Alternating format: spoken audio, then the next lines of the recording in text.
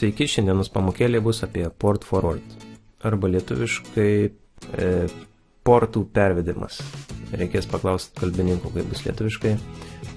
Žodžio port forward reikalingas tam, kad kažkas galėtų prie jūsų kompiuterio prisijungti per internetą, naudodami jūsų public IP, viešą IP adresą.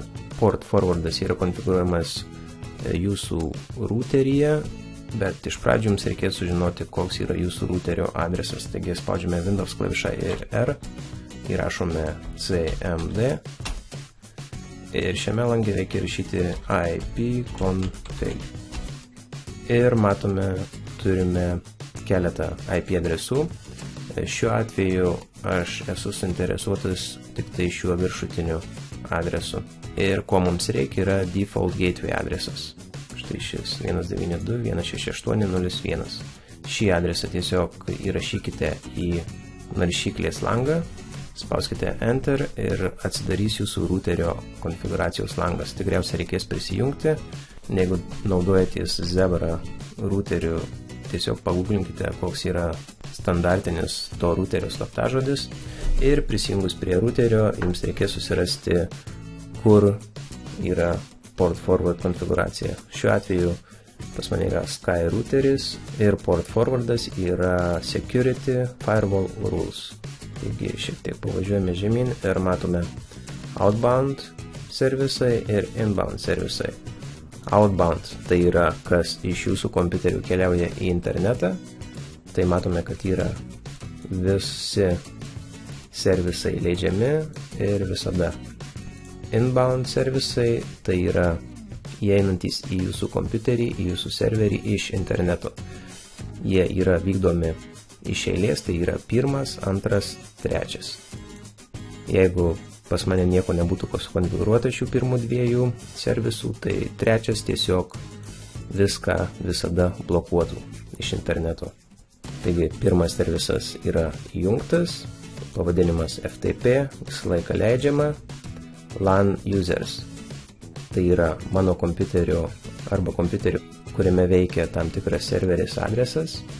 Ir WAN serveriais, ir WAN adresas tiesiog bet kas.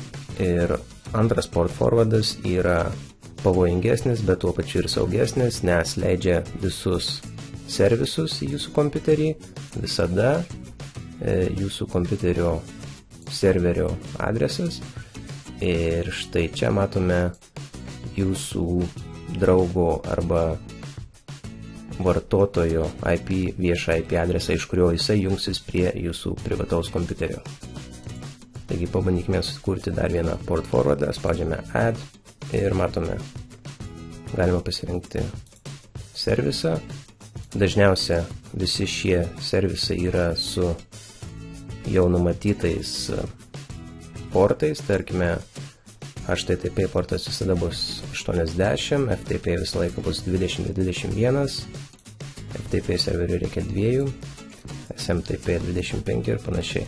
Tarkime, aš noriu, kad prie mano kompiuterio galėtų kas nors prisijungti su SSH.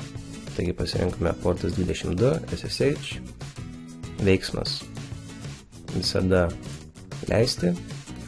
LAN serveris. Mūsų LAN serveris yra mano IP, taigi IP V4 adresas yra štai toks, taigi įvedame savo IP į LAN serverio laukelį. WAN useris. Čia galima leisti arba vieną IP, arba keletą IP, arba bet ką iš interneto, kad galėtų prisijungti prie jūsų kompiuterio serverio, taigi pasirinku bet ką. Ir viskas, spaudžiame Apply. Ir matome, atsirado trečias port forwardas.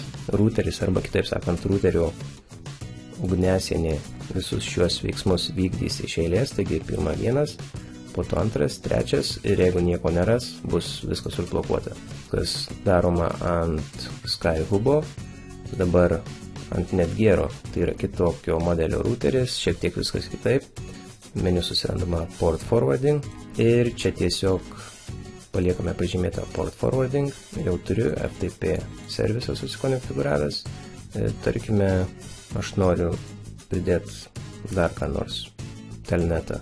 Ir kadangi čia yra antras routeris, antro routerio pas mane IP adresas yra default gateway 1.1 ir mano bus 1.2. Dažniausiai jūs turėsite tik tai vieną routerį, tai paskui jūs bus tik tai 1.1 arba 0.1. 1.2 mano serveris, mano kompiuterio adresas, telnet, spaudžiame add ir viskas, telneto port forward jau yra sukurtas. Arba galime, jeigu nematote čia savo norimo porto, tiesiog add custom service, service name, Minecraft, TCP, UDP, portas, nežinau, net koks Minecrafto portas yra, galime keletą 333, 4, tai bus 2 portai padaryti, ir serverio IP adresas, tai yra jūsų kompiuterio vidinis adresas. 2, spaudžiame apply, ir viskas, kada port forwardas jau yra sukurtas, jums belieka susižinoti savo išorinį IP adresą, apie išorinį IP adresą pamokėlę jau dariau anksčiau, ir tada tiesiog duoti savo išorinį IP, kurį jūsų kolega ar draugas įrašys į prisijungimo langą ir turėtų viską susijungti kuo puikiausiai.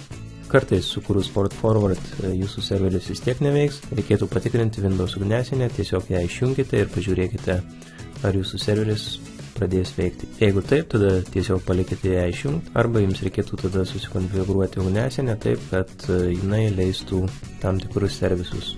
Štai tiek apie port forwardą, jeigu turite klausimų, būtinai palikite juos komentaruose. Nepamirškite paspausti like ir subscribe. Iki.